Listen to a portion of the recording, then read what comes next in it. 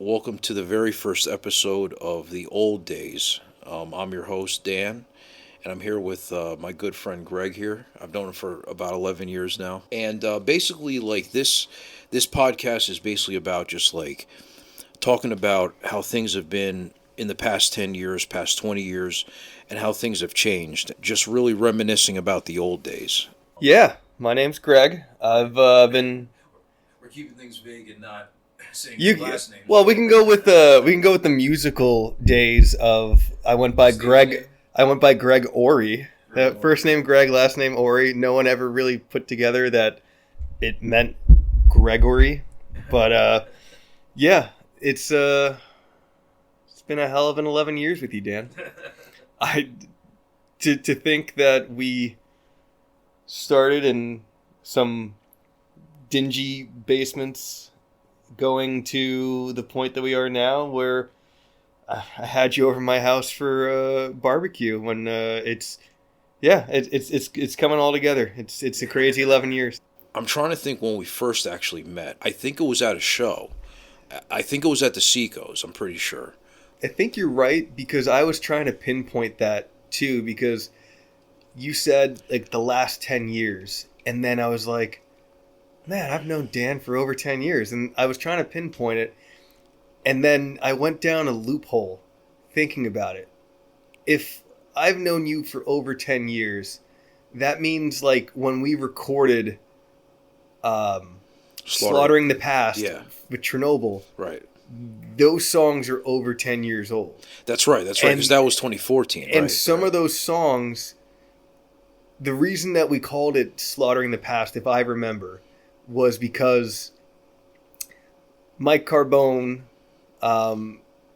in that band previously was in a band that had an album called Killing the Past. Right, and we brought some songs like Gone Away, Padded Cell from our high school bands. So not only did we record that EP 12 years ago, but some of the songs that were on there are almost 20 years old. Yeah, that's right. And I had that realization probably on the ride over here, and I'm like, oh my God. Exactly, yeah. And it scares me about what's going to come out tonight with this discussion, because I'm thinking that deep already. Because 20 years ago was, 2005. Don't say that. Oh, man. Yeah, no. You know, there's that expression, the youth is wasted on the young.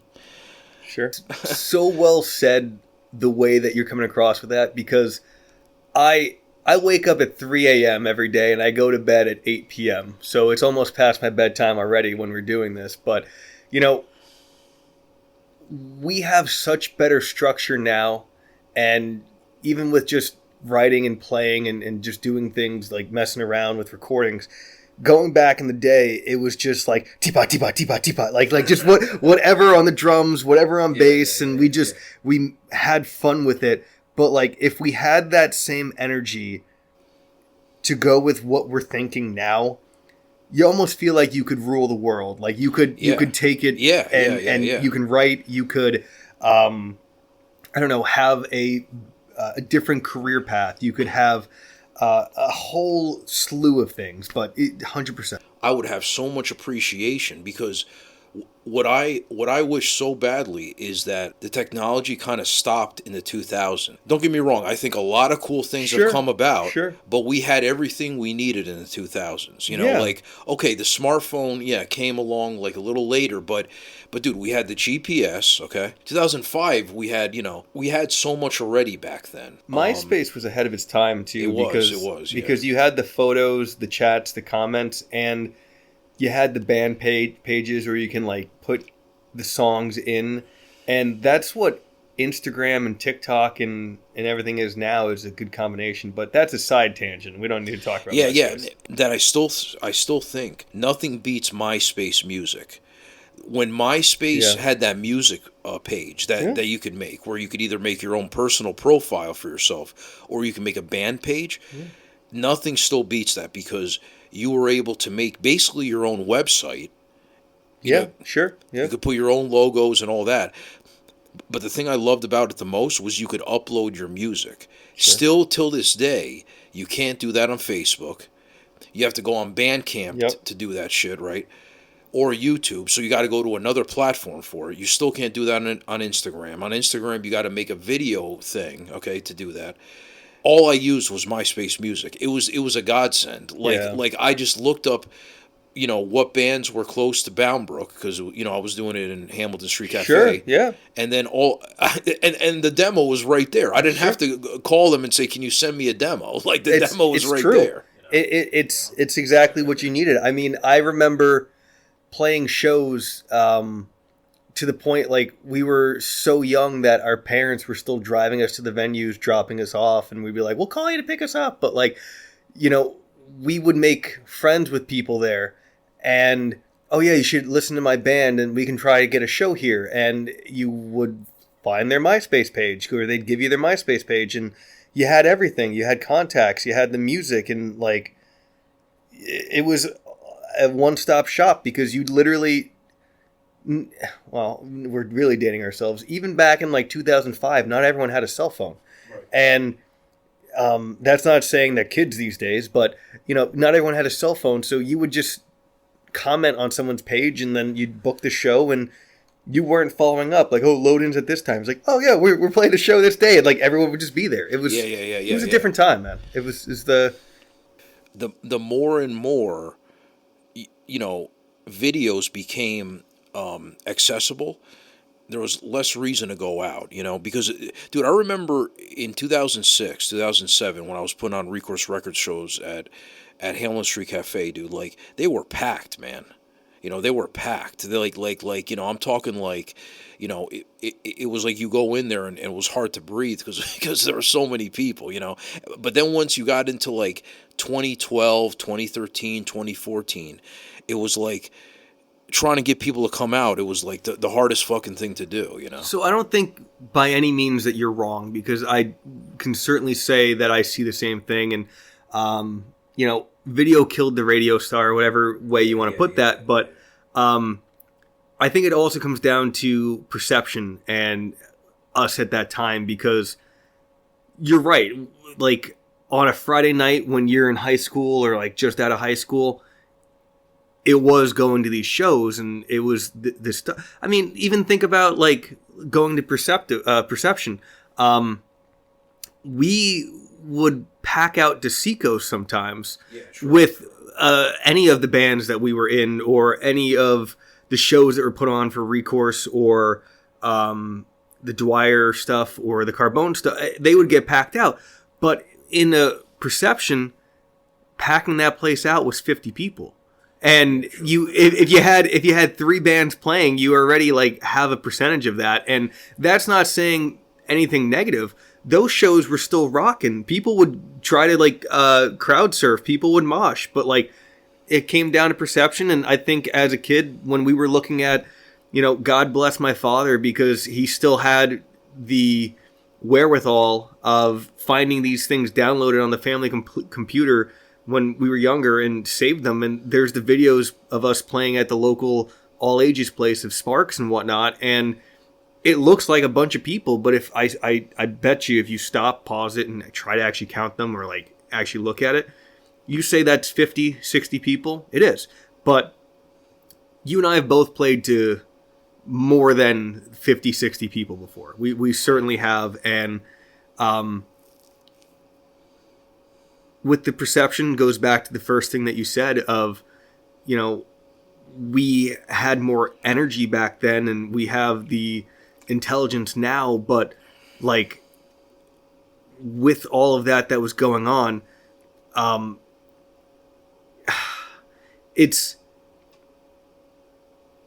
at a loss of words for it, but we were still able to do so much with so little, maybe is the way to put it. I'm actually glad you brought that up, because remember CDRs? Yeah, of course. Remember that shit?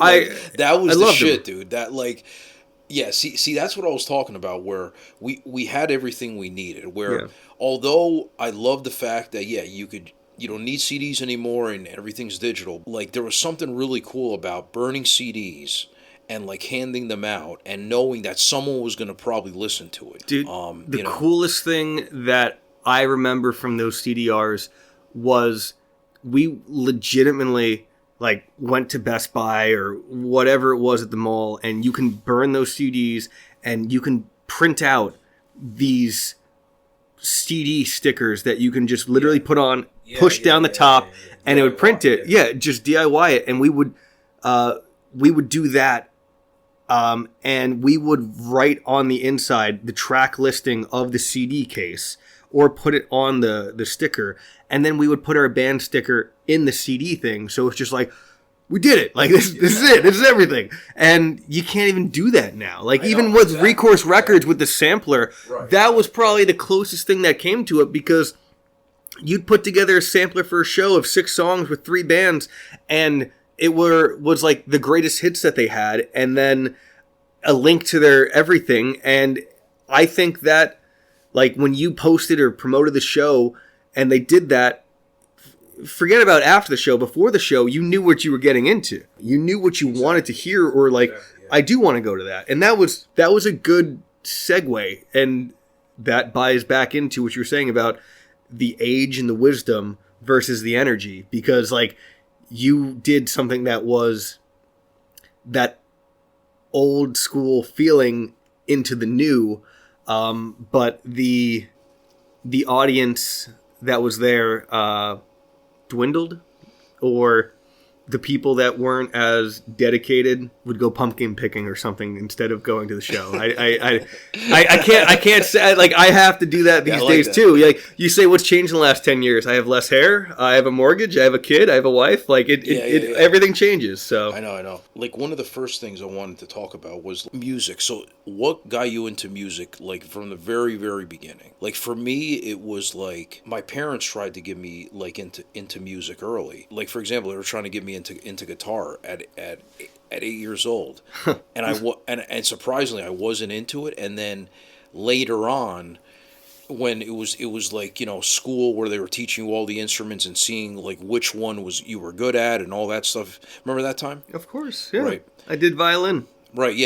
Yeah. Like, out of all instruments, I was actually good at the saxophone. I was good because the drum test you actually have to sign up for. The drum test isn't part of like the other. Sure. What is it called? The woodwind instruments or whatever. Yeah. Right. Those were like mandatory, and you had to try those. The trumpet, the saxophone, all that kind of stuff.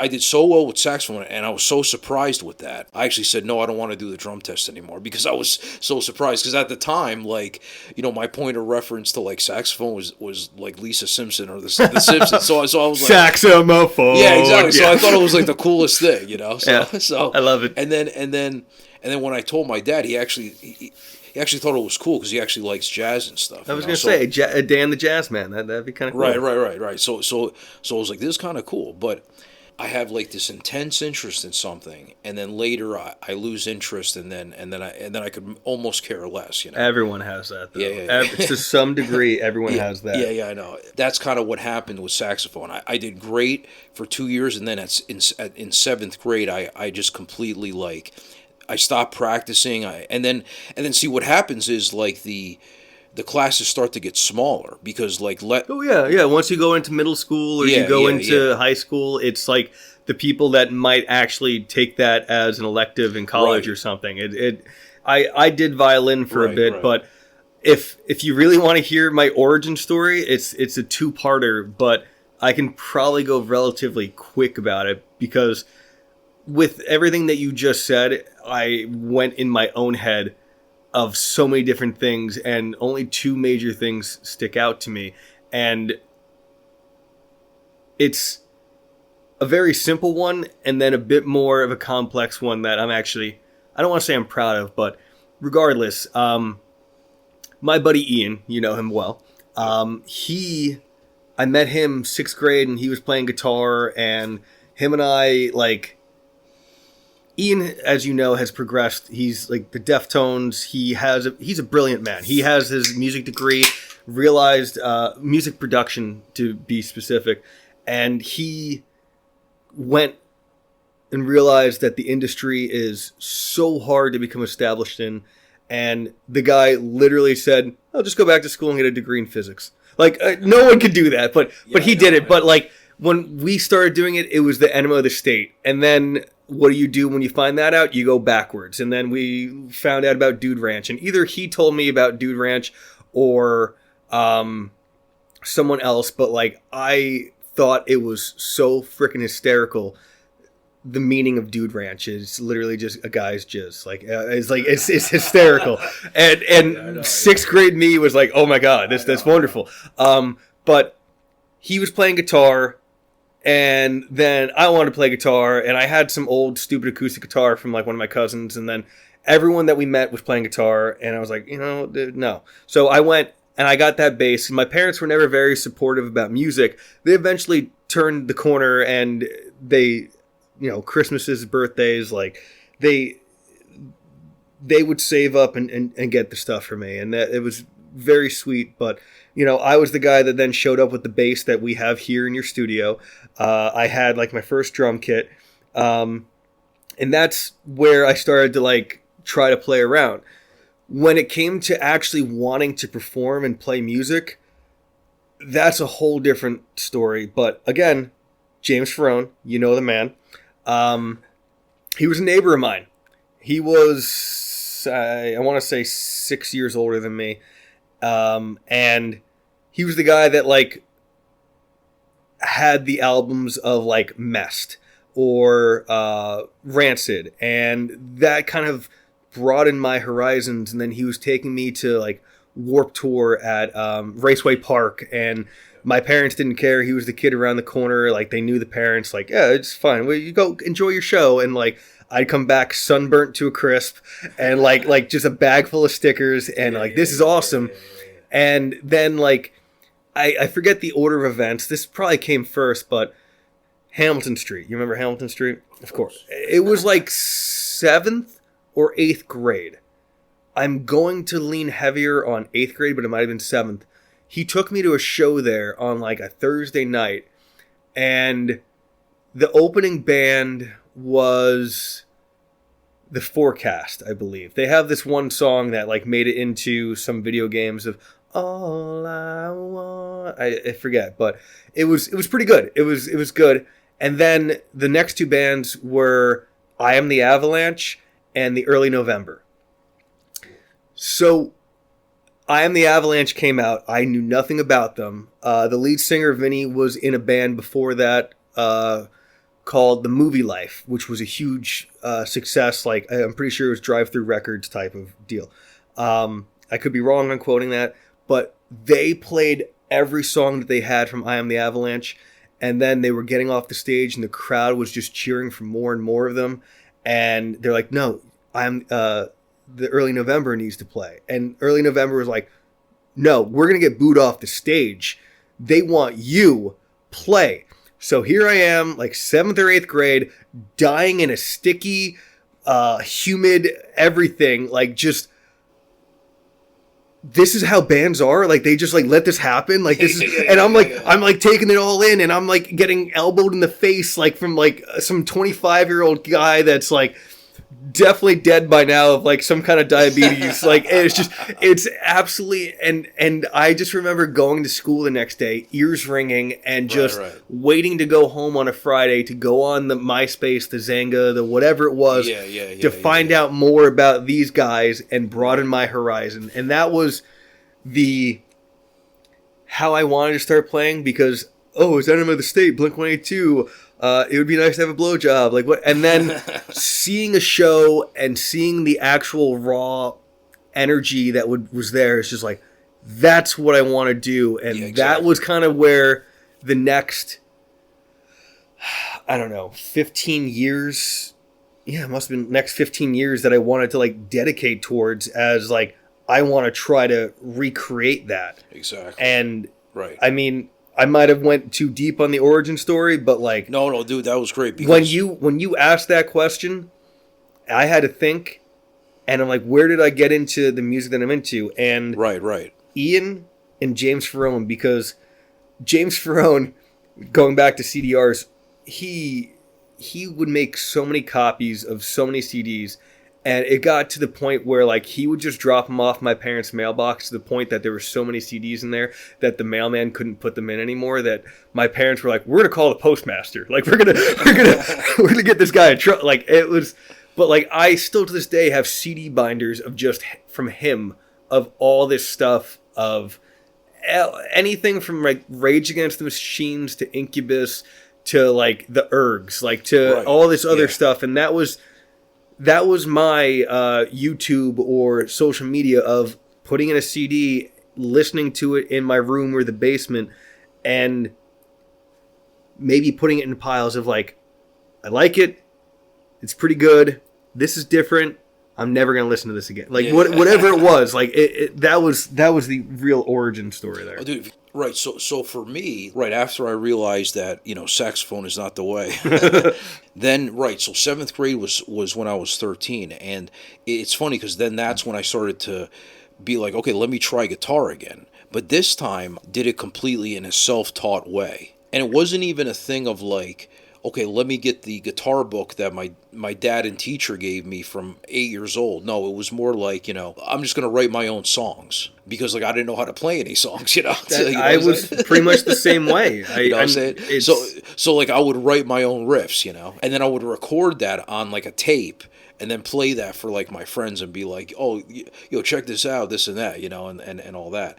And then along the way, you meet people. I met this one guy, Rob, who actually like was kind of on somewhat in the same level I was, where he was just kind of just fooling around with the guitar. He had a little bit of more knowledge than me. Like he knew, like I only knew how to really do bar chords, and he actually taught me how to do a power chord. So nice, yeah. And then changes the game. Yeah, exactly. And then he showed me actually, and ironically enough, the very first official song I learned, which is probably the easiest song to teach anyone, is Brain Stew.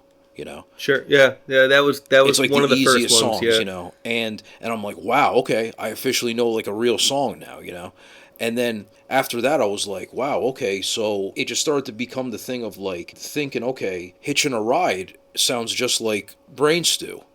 Oh wait! All you do is it's a different tempo. That's all it is. Palm right? mute here, there, right. And then you kind of figure things out along the way, I got a random question. I don't want to go on a side tangent, but for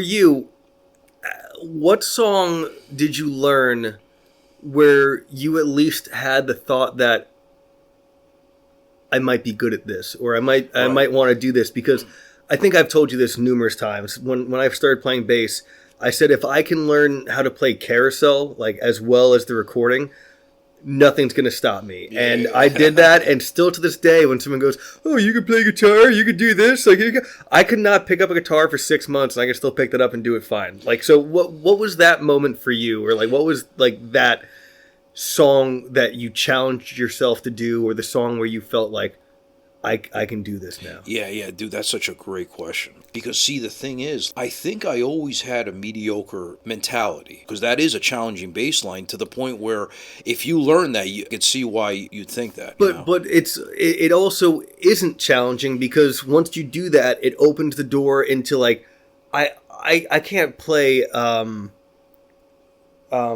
what's his name? Matt Freeman. Like, there's certain songs I can't even touch still to this day of his. Sure.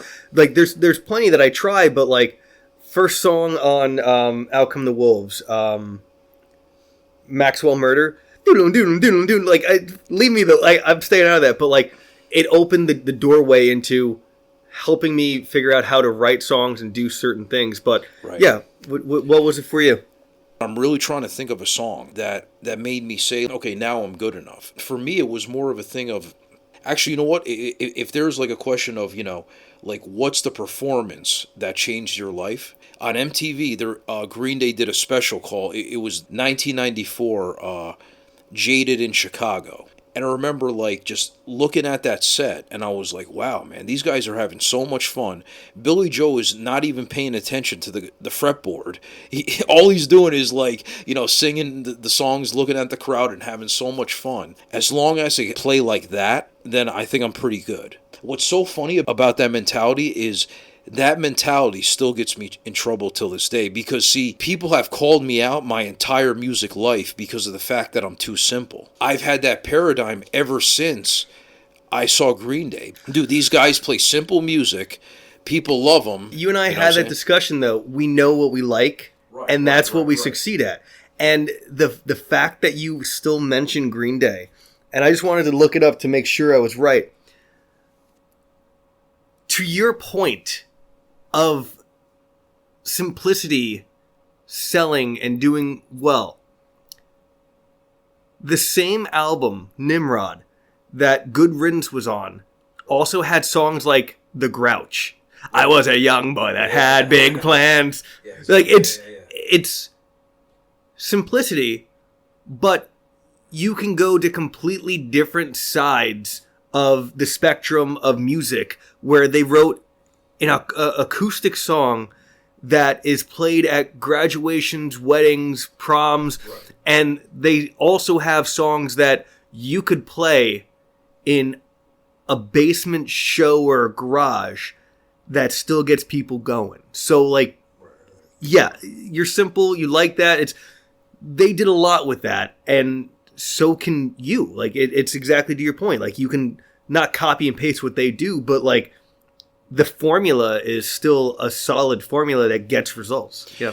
We're talking mid to late 90s, early 2000. When I'm learning the guitar and I'm learning more Green Day songs and learning more easy punk songs, you know, maybe Offspring songs or maybe some really easy Blink songs.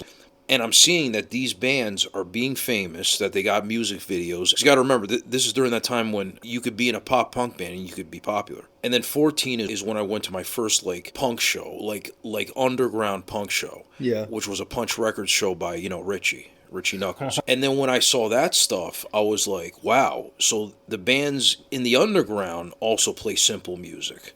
If I could get accepted to this underground scene, then I have a pretty good chance then. So Knuckle Sandwich, the Nice record, that came out in 2002. That album is a pop-punk record at its core, basically. That was the kind of music that was big back then. Pop-punk sold back then. So if you had a 3-chord song, verse, chorus, solo, double chorus, you're pretty much good, dude. And that was my formula right there. Well, that's why I had this mentality that I had a pretty good chance of getting somewhere. But even with that mentality, like, I find it very aggravating when people say you can't just have that type of formula, because I think, and by all means, you and I can have a different opinion, but I believe my opinion is one of the best songs that you and I actually have collaboratively is Locked Down, and that stuck to Locked Down by Sophistipunks. That stuck to that formula, but we all just had free range on our instruments. Again, going back to what you said about having the knowledge now, you did. What did you, I think you played around, like you had like your piccolo snare. Eric went with his ska riffs, and I just took the bass for a walk, and then we still had a breakdown. We had the melodic choruses, and Paul had his punk attack to it, and it's a simple formula that worked well to the point where we opened for Agent Orange, and we played third, I think, out of 5 bands, and I think we had one of the best reactions besides the headliner.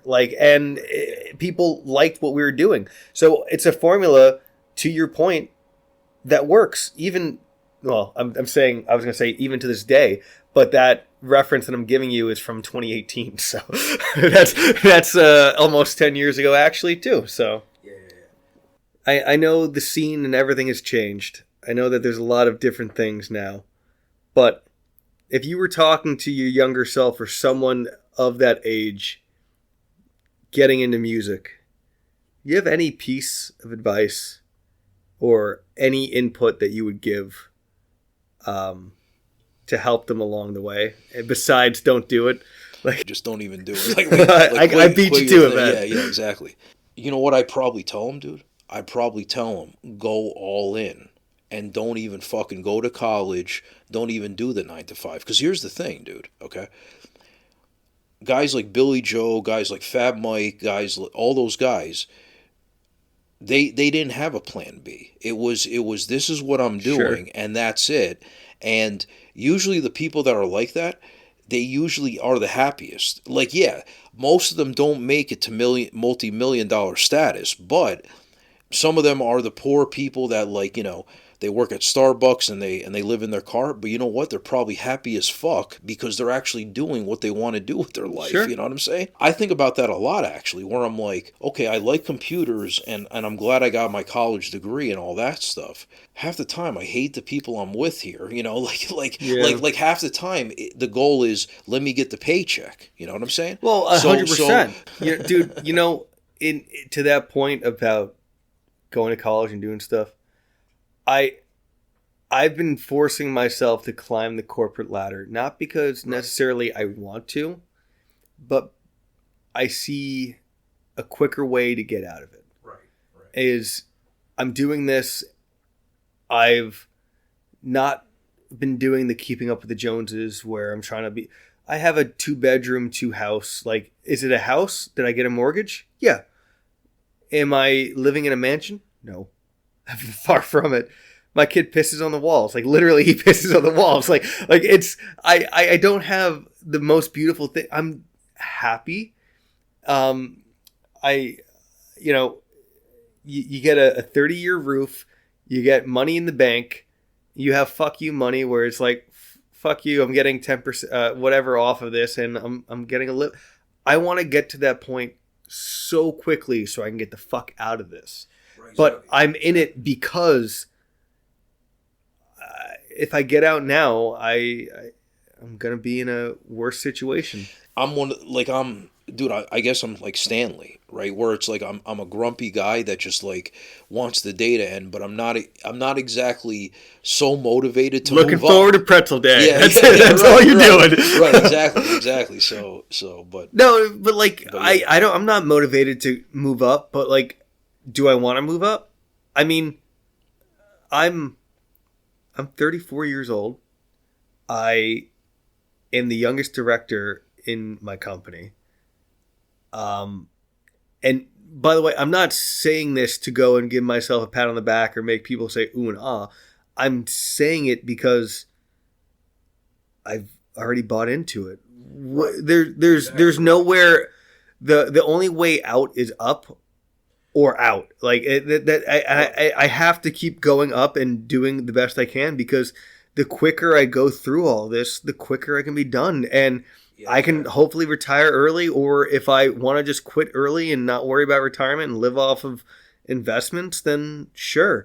And I'm not saying that I'm anywhere near that right now, but in April I moved to the director position. I want to keep trying to gain more and do more. That way, like, I don't have to deal with this, and I can literally say, Dan, you want to come over and play music? Like, I want to get to that point.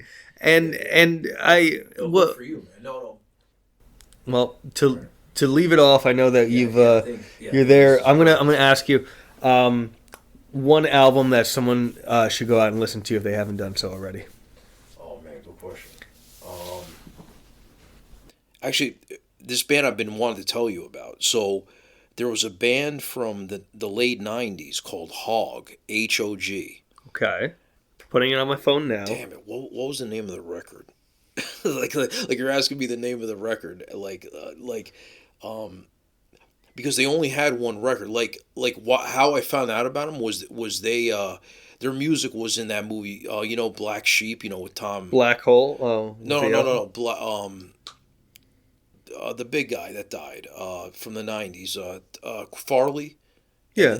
Black Sheep, right? He had that movie Black Sheep, right. Their music was all over that movie, and I'm like, dude, this band kicks ass. So I looked them up, and there's an album they came out with, a flawless album. And the reason why I'm answering that is because it breaks my heart when there's these bands that are amazing, and they fall off the wayside. Like they got signed to the majors and they never made it or something, but they were fucking amazing. God, it's killing me what that album's called. I'm looking for it. Yeah, let's see. It came out in like '96. Let's see. Get a Job. Right, is that the name of that's one of their songs. Oh, okay. Then I'm on the right trail here, sir. Okay, yeah, it's okay, Nothing Sacred. That's the name. Okay, right. So Nothing Sacred by Hog that came out in 1996 because obviously there's another Hog that came out with something new. Why I love that album, why that's the answer is because, dude, that more people should know about that band, dude.